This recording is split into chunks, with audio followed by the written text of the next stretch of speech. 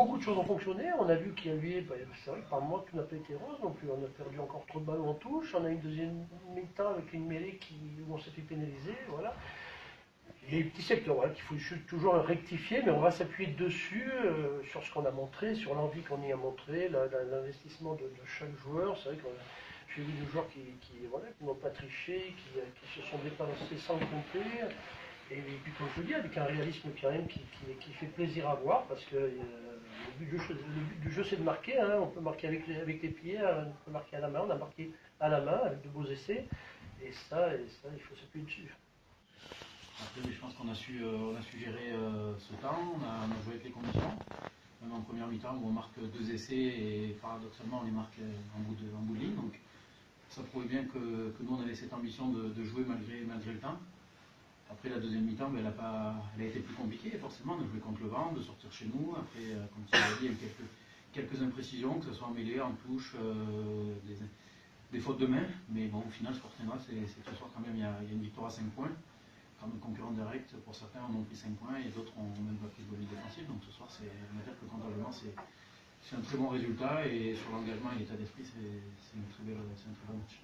On a l'impression que tu répétais de semaine en semaine, mais finalement, c'est victoire quasiment obligatoire à domicile pour rester, pour être bien finalement.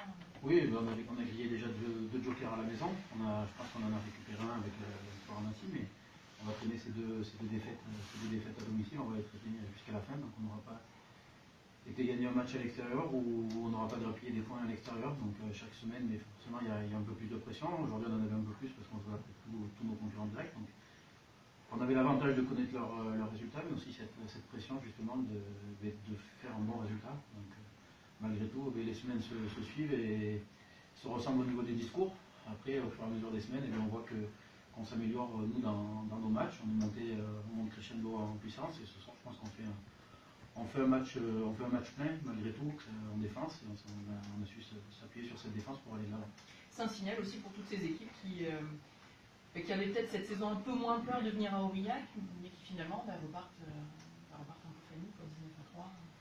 Un signal, je ne sais pas, parce que c'est vrai que maintenant, le championnat de Pro D2 est un championnat où tout le monde peut gagner partout. Je pense que personne ne fait les impasses nulle part et tout le monde peut se faire surprendre à domicile. On a vu contre des équipes qui jouent top 6 qui, malgré ça, ont perdu contre des équipes de deuxième partie de classement. Donc, cette année, tout peut se passer et c'est vrai que sur ces 2 dernières années, ces 2 dernières saisons, mais on inspire un peu moins cette crainte qu'on a pu inspirer quand on a fait 33 matchs sans défaite à domicile, même si sur ces 33 matchs, il y a des matchs où ça s'est joué à 1 point, à 3 points, et ça on oublie vite. Il y a des matchs qui construisent des équipes. Là, je pense que cette année, c'est une reconstruction. Une victoire ici, donc oui, c'est sûr que nous, on avait cette pression de bien faire à domicile. On sait qu'on a un bloc de 4 matchs où on avait 3 réceptions à domicile, donc on voulait bien faire à la maison. Donc ça commence bien pour l'instant, donc pour nous, ça fait comme ça. Vous avez pris le match par le bon bout, ça vous a permis de justement vous enlever un peu de pression? Du coup, on a attaqué avec le vent, et je pense que vu les conditions, ça nous a quand même un peu aidé à bien rentrer dans le match. Et du coup, on réussit à marquer 2 beaux essais sur les extérieurs. Et puis après, devant, on se fait un peu contrer en touche. Et c'est un peu 50-50 en mêlée. Mais sur la première mi-temps, on s'en est bien sorti. C'est un match plutôt complet que vous venez de faire. Tu l'as dit, vous avez été efficace offensivement. Et puis après, il y a cette deuxième mi-temps où vous êtes battus comme des chiffonniers pour ne pas prendre d'essai. Ça sert de base de travail pour la suite? Ouais, après la défense, c'est quelque chose qu'on travaille beaucoup. Après, c'est vrai que le vent de face en deuxième mi-temps, on savait qu'il fallait avoir une grosse défense pour pas prendre d'essai. On attaque la deuxième mi-temps avec un en avant, on se retrouve dans notre camp et pendant 5 minutes, je crois qu'on défend à 5 mètres de notre ligne, donc ça nous met en confiance et du coup on prend pas d'essai. Donc c'est vrai que à ce point-là en défense, on a vraiment fait, je pense, une bonne partie en défense. Et après en attaque, il y a encore quelques imperfections. On perd 2-3 ballons qui sont faciles. Donc c'est vrai que c'est dommage pour ça. Donc le match n'est peut-être pas 100% complet, mais il est quand même bien rempli. Ouais, c'est une belle performance. Ces 5 points, c'était important de les prendre vu les résultats qu'il y a eu vendredi soir pour se donner un peu d'air dans la course au maintien?